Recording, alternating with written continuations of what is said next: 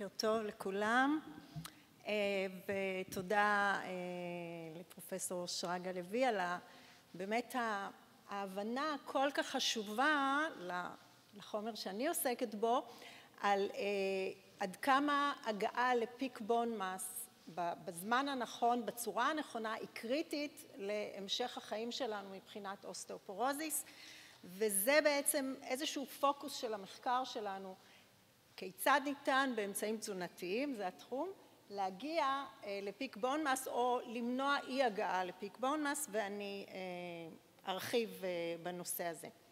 אז כשאנחנו מדברים על איך חוקרים את הקשר בין תזונה לבין התפתחות שלד, או בהמשך תראו שגם לאיכות שלד, אפשר להסתכל על זה מהרבה כיוונים. אפשר להסתכל על זה באמת מהכיוון האנדוקריני. מה שאנחנו אוכלים משפיע על המצב המטאבולי והאנדוקריני שלנו, משנה את הביטוי של הורמונים שונים וגנים שונים בגוף, וכל הורמון כזה, אם זה לפטין או FGF או האינטרלוקינס, כל אלה שכבר הוזכרו, משפיע בתורו על התאים בעצם, על הכונדרוציטים, האוסטאובלסטים, האוסטאוקלסטים, ולכן קובע בסופו של דבר את הגדילה של העצם.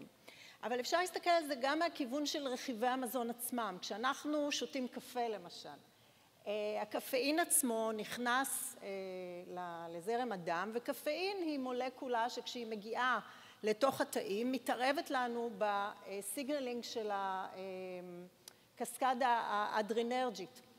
איך זה משפיע על התאים השונים, ובשביל זה לא צריך מרשם, כולנו שותים קפה, אוכלים חומצות שומן שונות, יותר אומגה 3, פחות אומגה 3, כל נוטריאנט כזה, וזה נוטריאנטים, משפיע על התאים בגוף, ולכן על ההתפתחות, על הגדילה וכו'.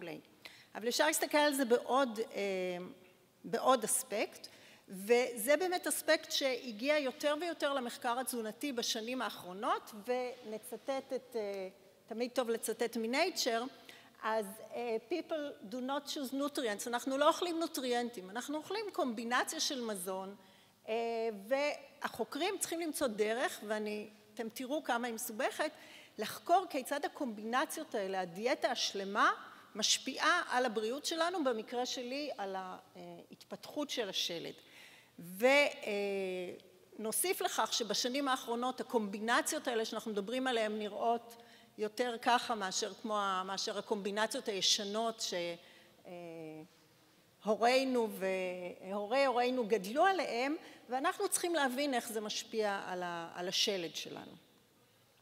וזה באמת זאת הייתה השאלה התזונתית שכבר לפני יותר מ-15 שנה צוות המחקר במעבדה שלי שמורכב מהרבה מאוד תזונאיות, שאלנו את עצמנו, איך חוקרים השפעה של קומבינציות על קומבינציות דפוסי אכילה בעצם, על התפתחות ובריאות השלד, ואחת הבעיות בחקר כזה הוא שיש אין סוף קומבינציות, כלומר איזה קומבינציה לחקור, מאיפה להתחיל בכלל. חשבנו ואמרנו נתחיל מהקומבינציה החביבה על ילדים, כי אנחנו לומדים התפתחות, והקומבינציה החביבה על ילדים, אז קראנו לזה ג'אנק פוד, עד שהעירו לי שזה לא, אי אפשר לדבר ככה, אז אמרנו אוקיי, פאסט פוד, אבל לשמחתנו הרבה התברר שיש לזה מונח מדעי, והמונח הזה הוא די חדש. בעבר, גם כשאני למדתי תזונה, למדנו בעצם הדפינישן, ההגדרות של תזונה היו פחמימות, שומנים, חלבונים, מיקרונוטריאנטים. מקרו ומיקרונוטריאנטים, על פי זה קבענו מה אוכלים, על פי זה נתנו המלצות לאנשים מה לאכול, וכך התנהל עולם התזונה, זה עדיין מתנהל גם כך, אבל בשנת 2008, קרלוס מונטריו מאוניברסיטת ריו בברזיל, בא בעצם והציע דפינישן חדש לתזונה. אמר כבר הרבה מאוד שנים שאנשים לא אוכלים פחמימות חלבונים שומנים, תשאלו את רוב האנשים שהם לא תזונאים, הם לא כל כך ידעו להגיד, אפילו מה בדיוק הם אוכלים. אבל האופן שבו אנחנו אוכלים בשנים האחרונות זה על פי מידת הרוב, אנחנו קונים מוכן, הרבה מאוד מהאוכל קונים מוכן, ואנחנו בעצם יכולים לחלק את התזונה שלנו לפי מידת הפרוססינג שלה, עד כמה היא מעובדת. והוא הציע סקאלה של, קוראים לה סקאלת הנובה, לפני הנובה שלנו, שבעצם מגדירה את מידת העיבוד של מזון. בקבוצה הזו יש, ב-definition יש 4 קבוצות. יש את נובה 1, נובה 1 זה מזון מינימלי פרוססט או לא מעובד בכלל, פירות, ירקות, בשר, ביצים, כל המוצרים כפי שהם באים מהחקלאות, אכילה זה בעצם אקט חקלאי. אחר כך יש לנו את גרופ 2, את נובה 2, שזה culinary ingredients, אותם רכיבים מתוך המזון שאיתם אנחנו מבשלים, סוכר, מלח, שומן, עליו שמים המון דגש בהמלצות התזונתיות, אבל הם חיוניים להכנת מזון. וגרופ 3 זה מזון מעובד. מזון מעובד, למרות שהוא כבר עם השם הזה, הוא מזון מאוד בריא ומומלץ. לחם, יין, כל תהליך שעשינו למזון על מנת שהוא יהיה טעים יותר. לפעמים בריא יותר. וקשור לתרבות וקשור לפן, כלומר, הרבה מאוד דברים חשובים לבני אדם. זה קבוצה 3 של מזון מעובד. הבעייתיות היא הקבוצה נובה 4, המזון האולטרה מעובד, אולטרה פרוססט פוד, זה בעצם מזון תעשייתי, זה לא מזון שמישהו מאיתנו יכול להכין במטבח שלו, והוא כולל הרבה מאוד צבעי מאכל, אמולסיפיירים, חומרי טעם, חומרי ריח, כל מיני דברים שאנחנו לא אפילו יודעים להגדיר בדיוק מה הם, הרבה מאוד רכיבי מזון מפורקים שמחוברים יחד ליצור מזון חדש, וזה בעצם נכנס לחיינו ב-30-40 השנה האחרונות באופן מאוד אינטנסיבי. זה גם מאוד חביב על ילדים, כמו שכל ההורים בקהל יודעים, ולכן, וגם ההשפעות שלו על הרבה מאוד מחלות כבר ידועות, השמנה, מחלות לב, כל הסינדרום המטאבולי. לא כל כך ידוע מה הוא עושה לעצמות.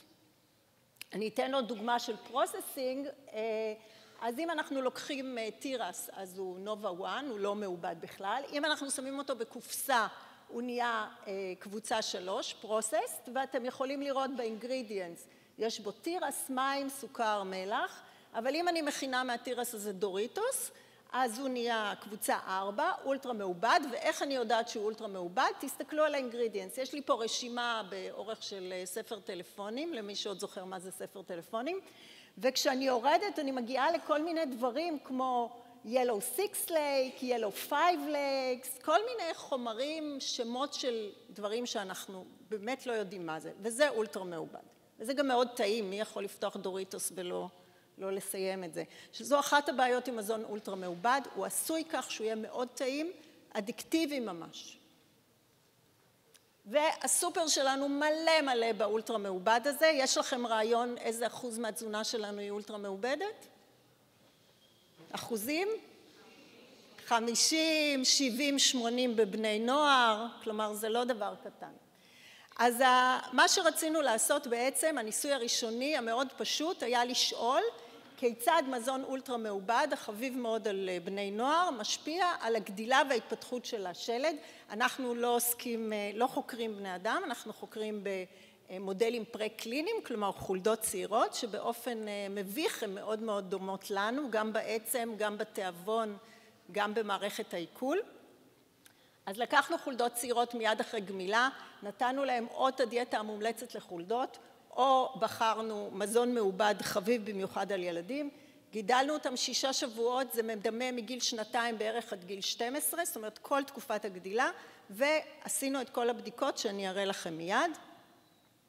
איך הכנו את הדיאטה? היה מאוד פשוט, קנינו המון מזון שילדים אוהבים, האמת היא ממקדונלד ממש, ארוחות ילדים, עלק מאוזנות, לחם, ירקות, בשר, הכל. טחנו את הכל יחד, זה כבר נראה פחות נחמד, אבל שמר על הריח. הכנו להם כופתיות, כמו שהם רגילים. כאן אתם רואים את הקליינטים, ונתנו להם גם אפשרות לשתות קולה או מים, ומאוד מאוד אהבו את הקולה. ואז התחלנו לבדוק מה אנחנו רואים.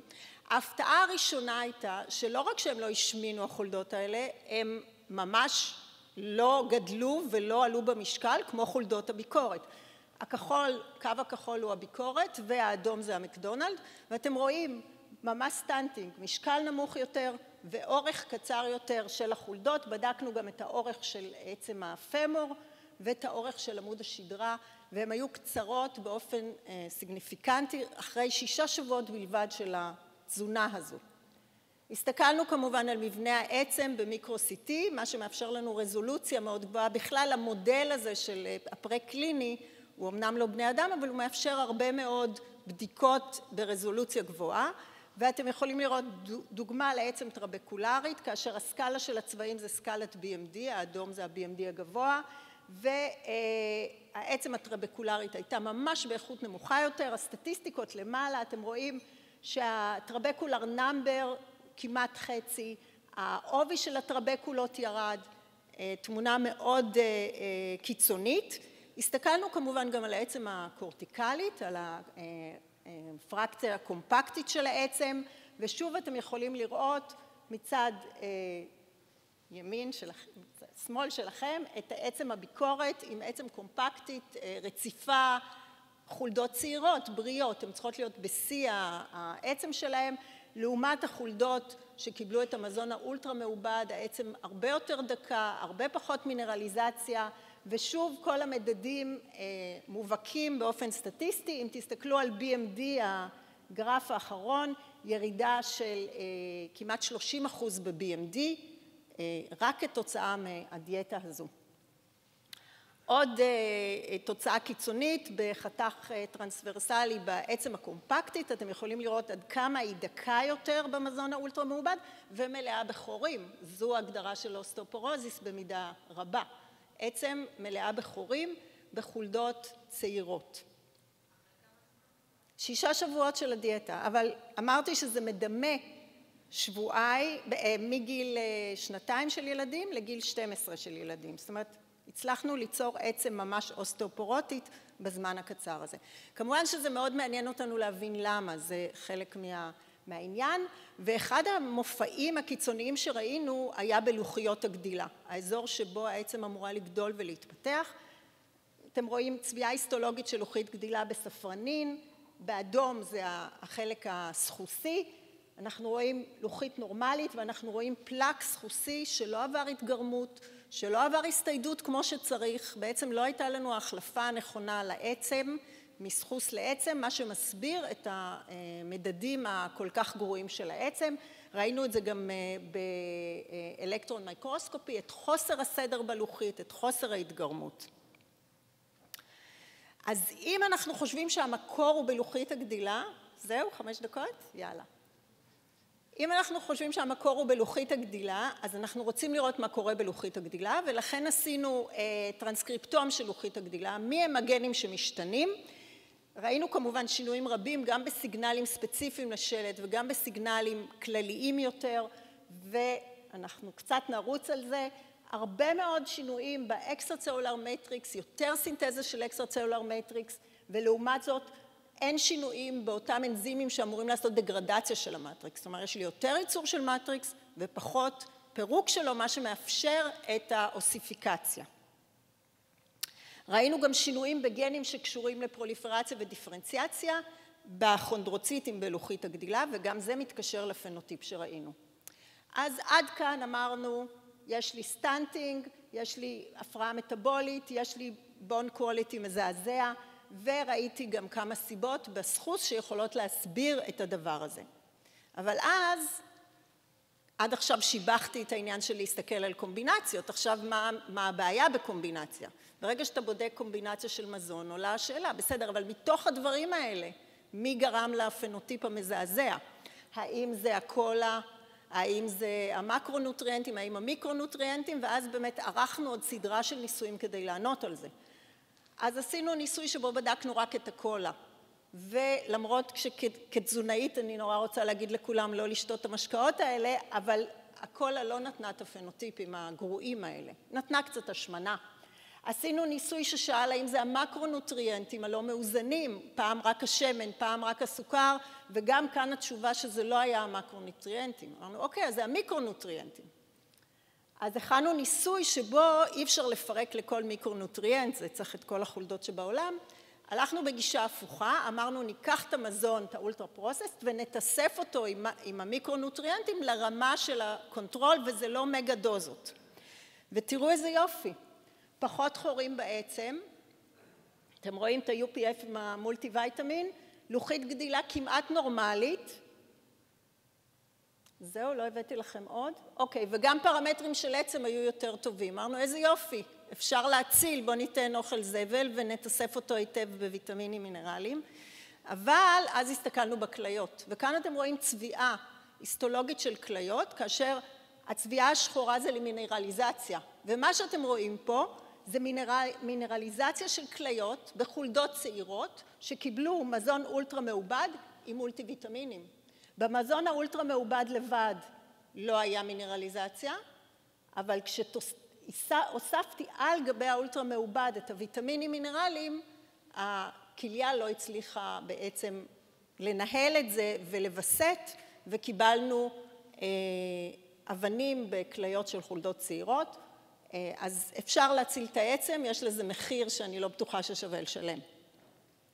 אז באמת, כמו שאמרתי, המודל הזה מאפשר לנו לבדוק עוד המון דברים, ועשינו את זה, ומי שרוצה לדעת יצטרך לקרוא. ראינו השמנה של מח העצם, ראינו שינויים במיקרוביום, כי באמת זה החוזק של מודלים פרה-קליניים, וכל החומר הזה פורסם. החידוש באמת היה שגילינו איבר מטרה חדש שנדפק על ידי המזון האולטרה מעובד, לא רק השמנה, לא רק מטאבוליזם, והעצם היא גם בעצם טארגט של המזון הלא מומלץ הזה. ואז כמובן השאלה מה קורה בבני אדם, הרבה יותר מסובך לערוך ניסויים כאלה בבני אדם, אבל בכל זאת יש מספר מחקרים שמראים שהכיוון הוא נכון. העתיק ביותר הוא מ-2016, שהראה משהו מאוד קורלטיבי.